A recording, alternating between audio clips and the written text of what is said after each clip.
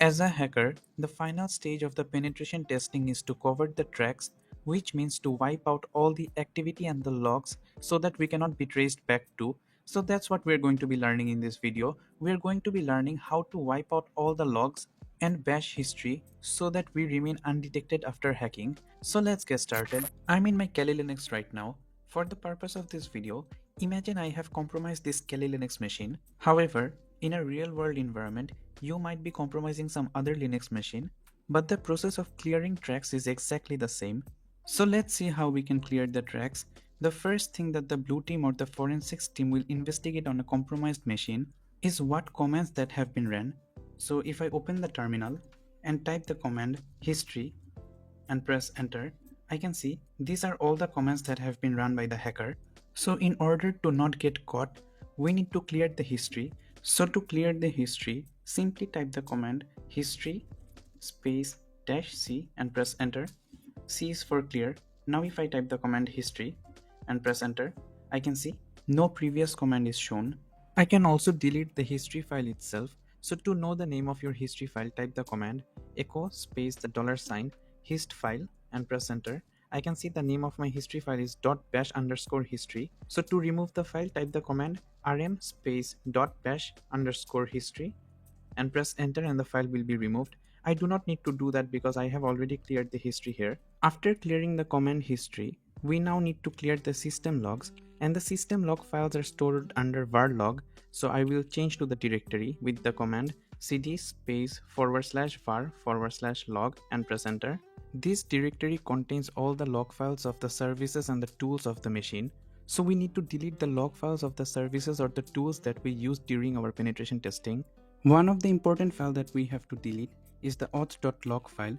This is the authentication log. This would register if we did any login attempt, any task with sudo, and other security related tasks. So suppose if we have used the SSH service, this file would log that. So we need to delete this file. So to delete this file, I will type the command sudo space rm space the name of the file, which is auth.log, and press enter. Now this file is removed. Next, we need to delete one more important file, which is the syslog file. This file registers the system information, so I will remove the file with the command sudo space rm space syslog and press enter. I can now confirm that the syslog file has been removed, but suppose if you do not want to remove any file, because removing a file might raise suspicion, then what you can do is make the file empty. So suppose there is a file called kern.log. This log file stores the kernel information. So if I get out the content of this file, I can confirm this is logging the kernel information. So let's make this file empty. So to do that, type the command sudo space truncate space -s space 0 space the name of the file, which is kern.log, and press enter. And now if I get out the content of the file again, I can see it is empty. Other than this, remove the log files of the tools and the services that you use during penetration testing. So suppose if I have used the PostgreSQL database, then I will change to the directory, and in this directory I can see that there is a PostgreSQL log file. So I will remove it with the command sudo space rm space the name of the file, and now the file is removed. Next, we need to delete all the files under the temporary directory.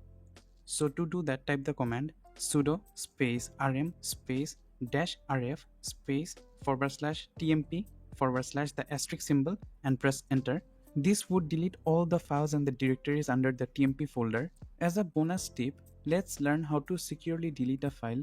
Until now we have used the rm command to delete a file, but there is a problem with this. With any data recovery tool, the files that you delete with rm command can be restored. So let's learn a way how to delete a file so that it cannot be restored. So for that we need to install a tool. So I will type the command sudo space apt space install space secure -delete and press enter. Continue, press capital Y and then press enter, and shred will be installed. Now we can securely delete any file. So suppose if I want to delete the file.py, then I will type the command sudo space shred space -vfzu space the name of the file, which is file.py, and press enter, and this file has been deleted permanently and cannot be restored. So if you do not know what any of this means, don't worry. In my next video I will make a detailed video about shred.